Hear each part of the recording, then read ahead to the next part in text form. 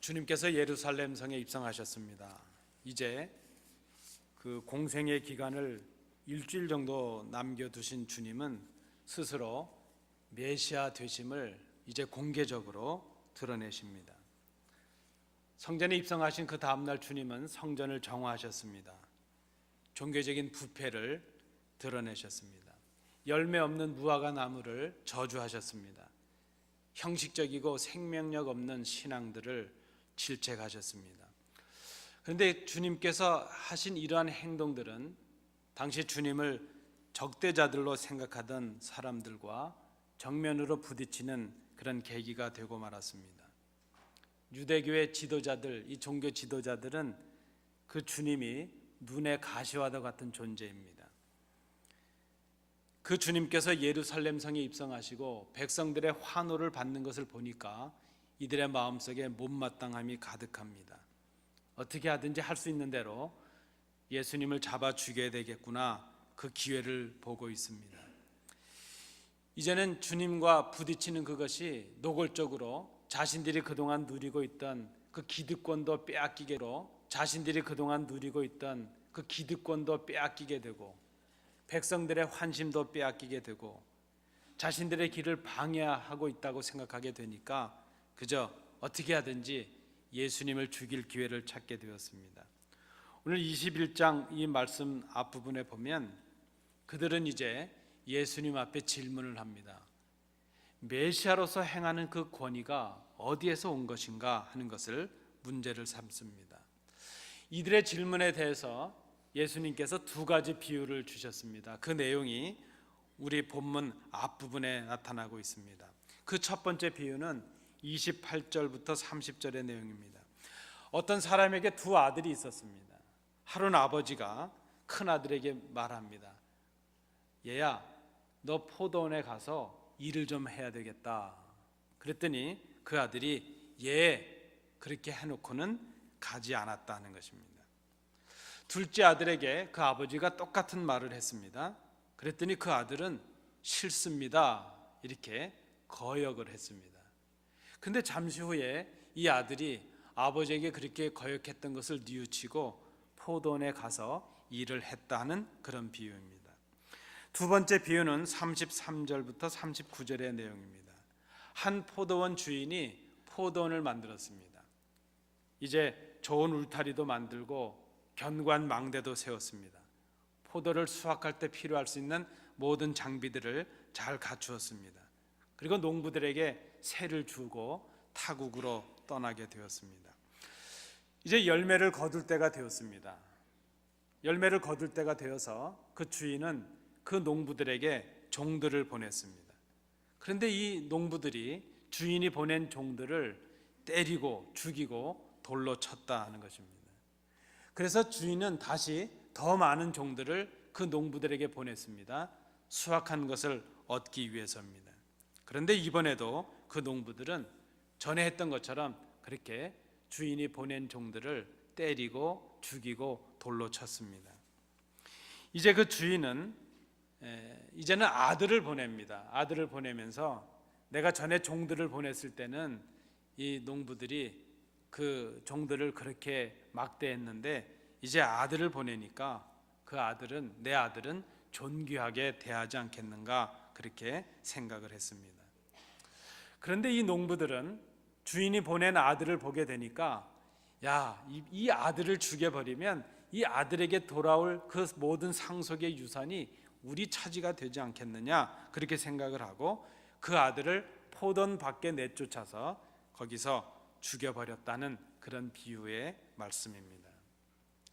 이 두 비유를 말씀하신 후에 주신 말씀이 오늘 우리가 봉독한 본문의 말씀입니다. 그러니까 이 비유를 잘 이해하기 위해서는 오늘 본문을 잘 읽으실 필요가 있고, 또 오늘 본문을 잘 이해하시기 위해서도 앞에 두 비유를 우리가 이해하면서 서로 말씀을 이해하는 것이 필요하다 생각이 됩니다. 비유로 말씀하신 이유가 무엇일까 하는 것을 생각해 봅니다. 그 이유를 우리가 오늘 본문에서 찾아볼 수 있습니다. 첫 번째 이유는 쓸모없다고 버려지는 것이 중요한 것일 수 있다 하는 것입니다. 오늘 본문은 이렇게 말씀합니다. 건축자들이 버린 돌이 모퉁이의 머릿돌이 되었다. 여러분, 머릿돌이라는 것이 무엇인가요? 모퉁이 돌이라고 하는 것.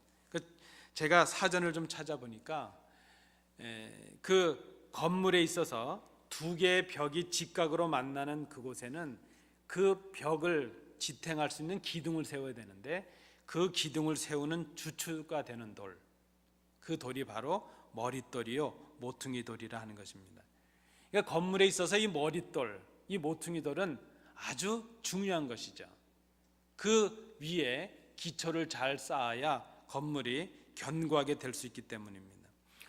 이 말씀은 시편 118편 22절의 말씀을 배경으로 하고 있습니다.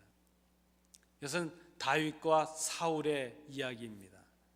건축자로 비유되고 있는 사울과 그의 추종자들이 이제 이 다윗을 핍박하고 죽음을 놓고 생명을 놓고 위협을 합니다. 다윗은 사울에게 쫓겨서 생명의 위협을 받고 있습니다. 그 사울과 그의 추종자들에게 이 다윗은 마치 쓸모없어서 버려지는 돌 같은 그런 취급을 받았다는 것입니다. 그렇게 하찮고 쓸모없다고 여겨지던 다윗이지만 하나님께서는 이 다윗을 선택하셔서 이스라엘의 가장 위대한 왕으로 세우셨다 하는 것입니다. 지금 이 말씀을 듣고 있는 당시의 종교 지도자들은 그 당시에 세리와 창기 같은 사람들을 죄인으로 취급을 했습니다. 그들을 쓸모없는 사람들, 마치 쓸모없어서 버려지는 그런 돌처럼 그렇게 취급하고 버렸다는 것입니다. 종교 지도자들은 입술로는 하나님을 경외하는 사람들이었습니다. 그들은 율법을 강조하고 가르치는 사람들입니다. 그런데 그들의 문제가 무엇인가 하면 자신들이 말하고 가르치는 그것을 자신들은 행하지 않았다는 것입니다. 그들은 다른 사람들에게 율법과 말씀에 순종하라 이렇게 가르치고 강요하면서도 정작 자신들은 그 가르침에 순종하지 않는 그런 사람들이었습니다. 자신들은 특권이 있다고 생각했습니다. 다른 사람들은 그런 특권을 갖지 못했다고 생각을 했습니다. 그런 생각으로 판단하고 멸시했습니다. 심지어 이 당시의 종교 지도자들은 예수님까지도 건축자가 버린 돌같이 버려버리고 말았습니다. 그런데 성경은 그렇게 기록합니다. 그렇게 버려진 돌이신 예수께서 바로 세상을 구원하신 구세주요 메시아였다는 것을 기록하고 있습니다. 여러분, 쓸모없다고 버려지는 것들 중에 참으로 중요한 것이 있습니다. 그런 경험들이 있으시죠? 쓸모없을 거라 생각하고 버렸는데 나중에 그것이 없어서 아주 곤란을 당할 때가 얼마나 많은지 모릅니다. 우리가 쉽게 범하는 실수 중에 하나입니다. 우리는 누군가가 쓸모없을 것이다 그렇게 판단을 할 때가 있습니다. 간혹 그런 분들이 있습니다. 우리 가정에 누구는 참 쓸모가 없어. 누구는 없었으면 좋았을 텐데. 그런 생각을 하실 때가 있나요? 우리 교회에 이런저런 사람은 도움이 안 되는 것 같아, 쓸모가 없는 것 같아 이렇게 생각할 수도 있습니다. 그런데 여러분, 좀 우리가 정직하게 잘 생각해 봐야 됩니다. 그 판단의 기준이 어디서 있느냐 하는 것이죠. 우리는 그런 판단을 할 수 있는 자격이 없는 사람들이라 하는 것입니다. 오히려 우리가 쓸모없을 것이라고 버린 것들 중에 참으로 귀한 것들이 있을 수 있다는 것입니다. 쓸모없다고 버려지는 것, 그것이 꼭 필요한 것일 수 있다는 것입니다. 판단하지 말아야 될 것입니다. 왜 그렇습니까?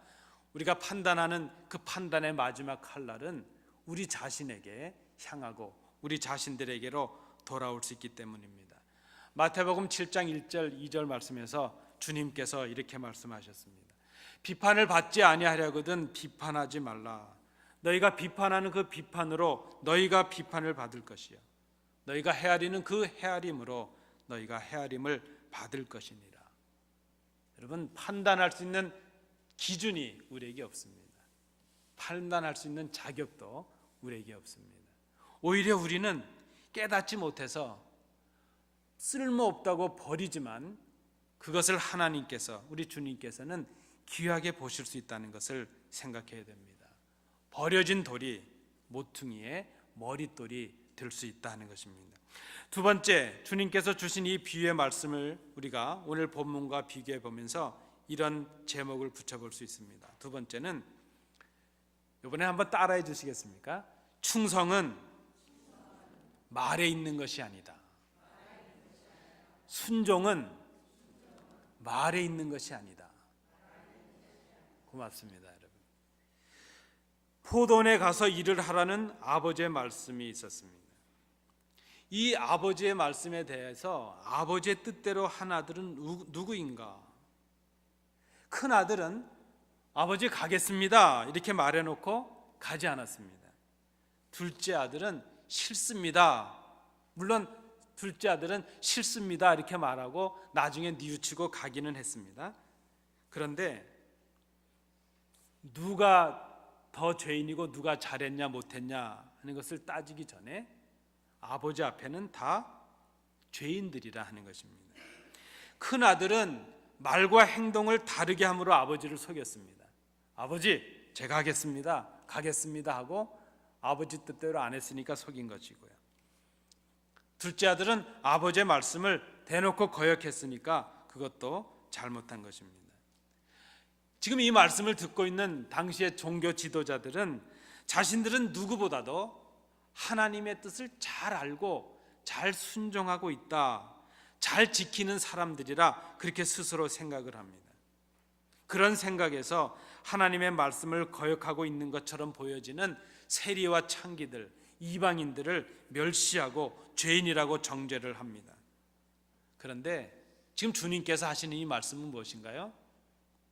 지금 말로는 하겠습니다 하고 하지 않는 그 종교 지도자들이나 유대인들이나 하나님의 마음과 뜻을 깨닫지 못해서 싫습니다 그렇게 거역하고 있는 세리나 창기들이나 혹은 이방인들이 모두가 다 하나님 앞에서 죄인이라 하는 것입니다. 종교 지도자들은 자신들이 알고 자신들이 말하고 있는 것을 행하지 않았습니다. 자신들이 깨닫고 있고 또 가르치고 있는 그 하나님의 법을 스스로 순종하지 않았습니다. 그러나 지금 세리나 창기 같은 이 죄인들은 하나님을 거역하고 불순종은 했지만 그들이 주님을 통해서 깨닫게 되었습니다. 아, 우리가 죄를 범했구나, 뉘우치고 하나님께로 돌아왔다 하는 것입니다. 여러분, 순종은 말에 있는 것이 아닙니다. 우리가 받는 구원이라고 하는 것은 아는 것에 달린 것이 아닙니다. 성경을 많이 안다고 구원받는 것이 아니라는 것입니다. 구원은 회개함으로 순종하는 데 있습니다. 충성은 하나님의 뜻을 알고 그 뜻에 자신의 뜻을 복종시키는 순종에 달려 있다는 것을 우리가 생각해야 될 것입니다. 포도원 주인은 농부들에게 맡긴 것을 찾으려 하였습니다. 때가 되었습니다. 그런데 농부들은 자신들의 것도 아닌데 주인이 맡긴 것인데 그것을 지금 욕심을 내고 있습니다. 그리고 그 욕심을 채우기 위해서 주인에게 불순종합니다. 주인이 보낸 종들을 죽여버립니다. 심지어 그 아들까지도 죽여버립니다. 왜 그랬나 하면 주인의 것인데, 주인이 맡긴 것인데 자신의 것으로 착각하고 있기 때문입니다. 주인이 맡겨서 돌보고 있는 것들인데 자신의 것으로 생각을 했습니다. 농부들은 응당 주인이 맡긴 포도를 돌보고 수확을 거두었다면 그것을 그저 주인과 정한 대로, 주인이 맡긴 대로 주인에게 돌려드려야 하는 것이 마땅합니다. 지금 이 농부들은 자신들이 농사를 지었다고 그 모든 것이 자신들의 것이라고 생각하고 주인의 것을 가로채려고 하고 있습니다. 주인이 믿고 맡겼는데 농부들은 주인의 것을 자신의 것으로 만들려고 합니다. 여러분, 주인이신 하나님께서 우리에게 맡기신 것이 있습니다. 제가 좀 시간을 드릴 테니까요, 한번 생각해 보실까요? 주인이신 하나님께서 여러분들께 뭘 맡기셨을까요? 대답하지 마시고 속으로 좀 제가 한번 여러분들을 대신해서 말씀을 드려봅니다. 하나님께서 우리의 가정을 우리에게 맡기셨습니다. 하나님께서 우리의 교회를 우리에게 맡기셨습니다. 우리에게 많은 물질을 맡기셨고 직분을 맡기셨고 그 일을 감당할 수 있는 은사들을 맡겨주셨습니다. 여러분 기억해야 됩니다. 맡겨주신 것들은 내 것이 아닙니다. 하나님의 것인데 그 일을 감당하라고 주신 것들입니다. 나에게 주신 직분은 내 것이 아닙니다. 내 생명도 내 것이 아닙니다. 어떤 분이 묻습니다. 목사님 왜 자살을 하면 안 된다고 하고 죄라고 하지요? 뭐 설명하기는 어렵습니다. 그것을 어떻게 우리가 뭐 신학적으로 이렇게 말하겠습니까? 그러나 제가 분명히 생각하기엔 그렇습니다. 이 생명이 내 것이 아니기 때문입니다. 우리가 다른 사람의 생명을 취하면 살인죄에 해당하는 것처럼 하나님께서 주신 이 생명, 이 존귀한 생명을, 하나님께서 주신 이 사명이 담겨져 있는 이 생명을 내 의미대로 내 것인 것처럼 끊어버리는 것, 그것이 하나님 앞에 큰 죄가 될 수 있는 것이 아니겠는가 생각합니다. 내 자녀들이 내 소유가 아닙니다. 우리의 가정이 우리의 것이 아닙니다. 직분은 나의 명예를 위한 것이 아닙니다. 여러분 좀 잘 생각해 봐야 될 것입니다. 우리가 우리의 것을 바친 것이 아니죠. 이 전은 우리 것인데 하나님께 바친 것이 아니라 하나님께서 몸된 교회요 성전을, 주님의 몸을 우리들에게 맡겨주신 것입니다. 농부들은 지금 주인의 포도원을 주인의 마음과 자세로 돌보고 살폈어야 했습니다. 맡기신 대로 충성했어야 됐습니다. 주인 의식을 가졌어야 됐습니다. 주인 의식이라는 것은 주인의 마음으로 돌보고 섬기는 것 아니겠습니까? 우리 교회 비즈니스 하시는 어떤 성도님을 뵀는데 그런 말씀 하시더라고요. 아유 목사님, 우리 같이 협력하며 돕고 있는 우리 종업원들, 같이 일하는 직원들이 주인의 마음으로 일하면 참 좋겠어요. 근데 그게 잘 안 됩니다. 그 말씀을 하시더라고요. 그저 나 때문에 주인도 먹고 살지 그렇게 생각한다는 것입니다. 이 어려운 때에 사업장을 만들고 함께 나와서 일하고 수고해서 서로 나눌 수 있게 하는 것, 참 그런 감사한 마음을 가져야 되는데 그것이 쉽지 않습니다. 그렇게 말하시는 우리 성도님을 뵌 적이 있습니다. 여러분 주인 의식으로 섬기는 것 중요합니다. 그것은 주인의 마음과 주인의 그 고충을 가지고 주인의 마음을 헤아리고 하는 것이죠. 그런데 문제는 주인 의식으로 하는 것이 아니라 책임으로 하는 것이 아니라 주인 노릇을 하려고 하니까 문제죠. 지금 이 농부들은 주인의 뜻과 마음을 헤아려서 주인의 심정으로 일을 한 것이 아니라 자기들이 주인이 되려고 했다는 것입니다. 주인 행세를 했고 주인 노릇을 하려고 했습니다. 심지어 그 아들을 죽여서까지 주인의 것을 가로채려고 했다는 것입니다. 충성은 말에 있는 것이 아닙니다. 주인의 마음을 헤아리고 그 주인의 뜻에 순종하는 것, 그것이 진정한 충성이 될 수 있다는 것입니다. 세 번째입니다. 오늘 비유의 말씀과 주님의 말씀을 통해서 우리가 세 번째로 다시 기억해야 될 것은 이것입니다. 이번에도 저를 한번 따라해 주십시오. 주님은 이 말씀을 통해서 우리가 돌아오기를 기다리신다. 고맙습니다. 지금 이 주님의 말씀은 이 비유를 통해서 이 말씀을 듣고 있는 종교 지도자들, 바리새파 사람들이나 사두개파 사람들, 그 사람들을 부끄럽게 하고 질책하고 그들을 이제 책망하는 것으로 끝내려고 이 말씀을 주고 계시지 않다는 것입니다. 이 말씀을 주시고 비유로 풀어서 설명해 주시는 큰 이유는 이들로 하여금 깨닫고 뉘우쳐서 주님께로 돌아가게 하는데 이 말씀의 목적이 있다는 것입니다. 첫 번째 비유를 말씀하신 후에 주님께서 질문하십니다. 31절입니다. 큰 아들과 둘째 아들 중에 누가 아버지의 뜻대로 행한 아들이겠느냐?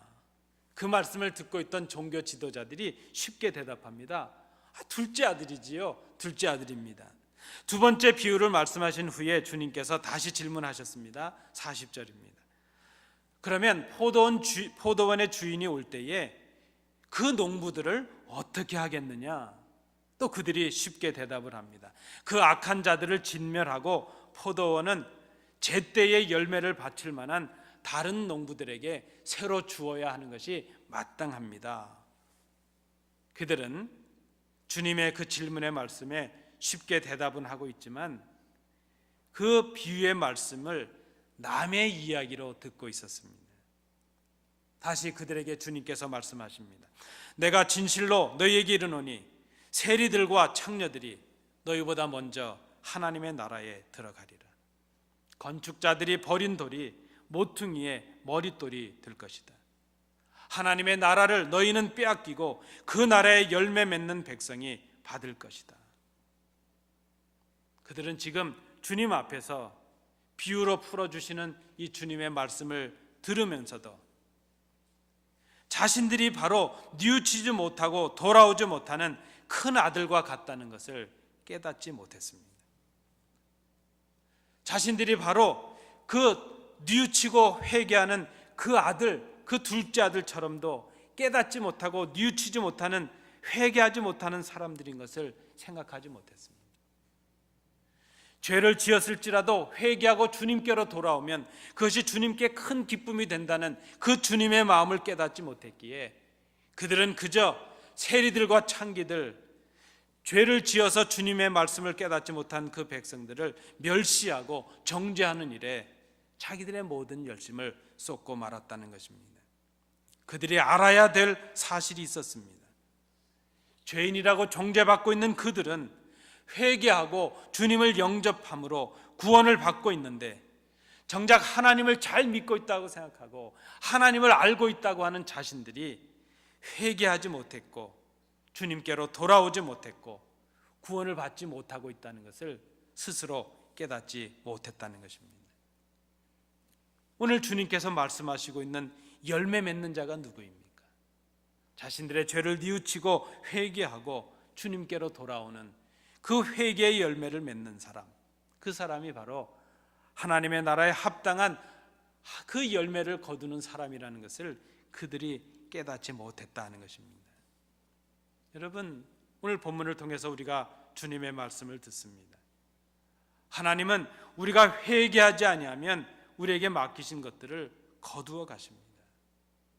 처음 사랑을 상실해버린 에베소 교회에 주신 계시록의 말씀입니다. 그러므로 어디서 떨어졌는지를 생각하고 회개하여 처음 행위를 가지라. 만일 그리하지 아니하고 회개하지 아니하면 내가 너에게 가서 내 촛대를 그 자리에서 옮기리라. 오늘 본문 44절 말씀에도 주님께서 말씀하십니다. 이 돌 위에 떨어지는 자는 깨지겠고 이 돌이 사람 위에 떨어지면 그를 가루로 만들어 흩으리라. 여러분, 이 말씀의 의미가 무엇이겠습니까? 오늘도 주님의 말씀에 마음을 깨트리는 사람, 그는 구원을 받는다는 것입니다. 그러나 주님의 심판이 돌이 그에게 임하게 되면 그는 부서지고 산산조각 나서 구원을 받지 못하는 심령이 될 수밖에 없다는 것입니다. 주님의 이 비유의 말씀은 듣는 자들에게 주시는 회개의 기회였습니다. 당시에 이 종교 지도자들은 주님의 말씀을 들었습니다. 그 말씀을 들을 때 마음속에 찔림이 있었습니다. 아, 이 말씀은 바로 우리들에게 주시는 말씀이구나. 그런데 그들은 그 말씀 위에, 그 말씀이 자신들 위에 떨어짐을 알았지만 그 말씀 앞에서 자신들을 부서뜨리지 못했습니다. 그 말씀에 자신들을 깨트리지 못했다는 것입니다. 이제 그들에게 남겨진 것은 무엇입니까? 이제는 그 돌이 자신들에게 떨어져서 자신들을 산산조각내고 멸망의 길로 인도하는 것, 그것만이 남게 되었다는 것입니다. 말씀이 떨어졌고 그 말씀 앞에 자신을 부서뜨리지 못한 사람들, 말씀 앞에 자기의 심령을 깨트리지 못한 그 사람들, 그들은 오히려 주님을 죽여야 되겠다는 완악한 마음으로 자신들의 마음을 닫고 잠그고 말았다는 것입니다. 여러분, 오늘 이 말씀을 생각하면서 그런 생각이 들었습니다. 여러분도 그러시죠? 일을 맡기면 마음이 든든한 분들이 있습니다. 누구에게 이렇게 일을 맡기면 틀림없어 믿음이 가는 분이 있습니다. 그런데 어떤 분들은 이렇게 일을 맡기고 보면 좀 불안한 분들이 있습니다. 뒤에 따라가면서 잘 지켜보다가 도와드려야 될 분들이 있죠. 여러분, 주님께서 우리에게 많은 것을 맡기시고 우리를 어떤 마음으로 쳐다보실까요? 저 어릴 때 저희 집에서 처음으로 키웠던 개가 있는데요. 저희 집이 총 몇 마리를 키웠었는데 그 처음 개가 이름이 럭키였습니다. 그 당시엔 상당히 세련된 이름입니다. 저희 주위의 친구들 이름은 되게 독구 뭐 이런 개인데 럭키였죠. 뭐 품종은 그렇게 좋은 개는 아닙니다. 그런데 그 개는 저희들에게 참 특별한 개였습니다. 처음 개이기도 했고 많은 사랑을 받았던 개였죠. 집에 비어 있을 때 그 마루 밑에 있었던 연탄 아궁이에 덮개를 잘못 덮어서 이게 화력이 올라와서 마루가 탔던 적이 있습니다. 전체 집이 다 불이 탈 뻔했는데 그때 우리 그 럭키가 그저 목이 쉬어라 그냥 짖어서 동네 지나가던 분들이 하도 개가 짖어대니까 들어와서 보니까 마루가 그냥 불이 타 있던 거죠. 그래서 그 우리 럭키 때문에 집에 화재도 막을 수 있었죠. 그런데 문제가 생겼습니다. 그저 우리 삼형제는 어떻게 하든지 이 럭키와 일생을 같이 할 것이라, 혹 이제 나이가 많아져 늙어 죽으면 좋은 데 묻어줘야지 이렇게 생각을 했습니다. 근데 부모님 생각이 좀 다르셨던 것 같아요. 어느 정도가 되니까 저희가 좀 낌새를 보니까 이 개를 팔아버리실 것 같은 겁니다. 그래서 학교 가는 시간이 불안한 시간이 되었습니다. 학교 갈 때마다 당부를 하죠. 엄마 오늘 개 안 팔 거죠? 안 판다. 아빠 오늘 개 안 팔죠? 절대 안 판다. 제가 부모님을 믿어야 되는데 그래도 부모님에 대한 믿음이 없는 겁니다. 그래서 제가 우리 가까운 데 계시던 우리 외할아버님을 제가 찾아가서 부탁을 드렸습니다. 할아버지, 엄마 아빠가 아무래도 개를 팔아버릴 것 같은데 할아버지가 좀 지켜주셔야 되겠습니다. 그랬더니 저희 할아버지께서 걱정하지 말라 그러신 겁니다. 그래서 저 이제 마음을 놓고 학교를 갔습니다. 갔다 왔는데 개가 안 보이는 겁니다.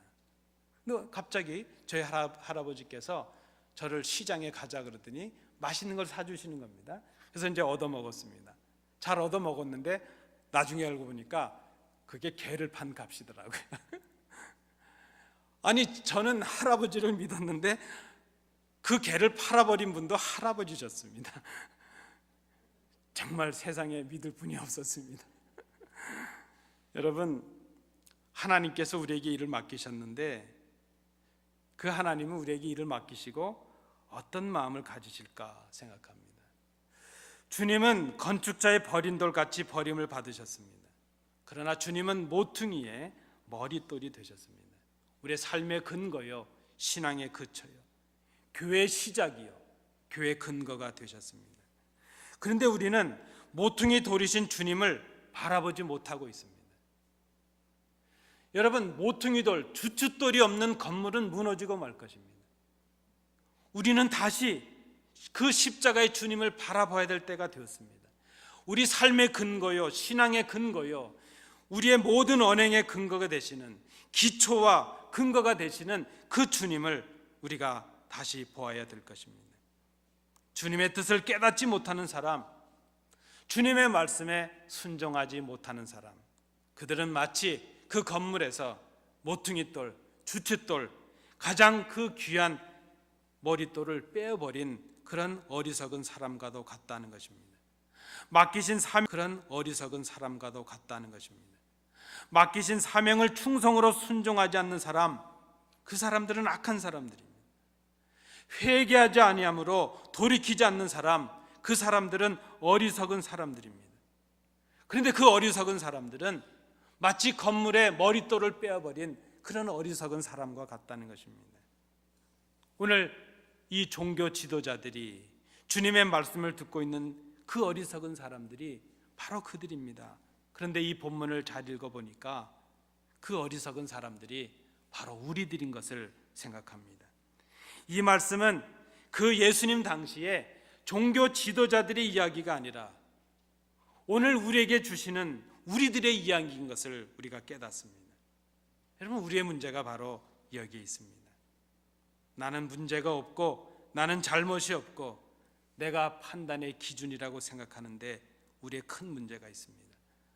나는 다른 사람을 판단할 수 있는 자격이 있다고 생각하는데 우리의 문제가 있습니다.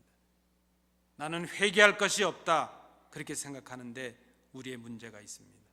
우리는 오늘 이 본문을 보면서 쉽게 큰 아들을 비난합니다. 어떻게 한다 그러고 안 할 수가 있어. 우리는 오늘 이 본문을 보면서 이 농부들을 참으로 악한 농부들이구만 쉽게 비난하고 판단합니다. 그런데 여러분, 그 큰 아들이 바로 우리예요.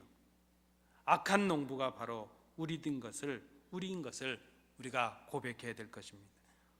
오늘 주님은 이 말씀을 통해서 우리가 주님께로 돌아오기를 기다리고 계십니다. 하찮다고 생각하는 것들, 그 속에 하나님의 귀한 뜻이 있는 것을 깨달으라고 말씀하십니다. 그리고 우리가 말이 아니라 그 말씀에 순종함으로 주의 뜻을 충성하기를 원하고 계십니다. 우리가 주님께로 돌아가지 않으면 우리는 우리의 삶에, 우리의 신앙의 기초를 잃어버린 무너진 건물과도 같을 것입니다. 우리의 머릿돌이신 주님을 버려버리는 어리석음에 빠진 사람들이 될 것입니다. 오늘 저는 이 본문의 제목을 바꾸었습니다. 그저 건축자의 버린 돌이 머릿돌이 되었다는 그 본문을 제목을 이렇게 바꾸었습니다. 그 귀한 머릿돌을 버리고 살아가는 사람들, 머릿돌을 버린 사람들, 그들이 바로 주님께로 돌아오지 못한 악한 우리들인 것을 우리가 생각합니다. 이 아침에 생각해 봐야 될 것입니다. 우리는 우리의 그 머릿돌이신 주님을 버린 사람들은 아닌지, 이 주의 음성을 듣고 주님께로 돌아서는 우리 교회, 우리 심령들, 우리 성도들 되시기 바랍니다. 기도하겠습니다. 아버지 하나님, 오늘 우리에게 주시는 이 말씀을 우리의 말씀으로 듣습니다. 그리고 우리가 주님께로 돌아가기를 소원합니다. 우리의 머릿돌이신 주님을 깨닫게 하시고 그 주님께 순종함으로 우리에게 맡기신 사명을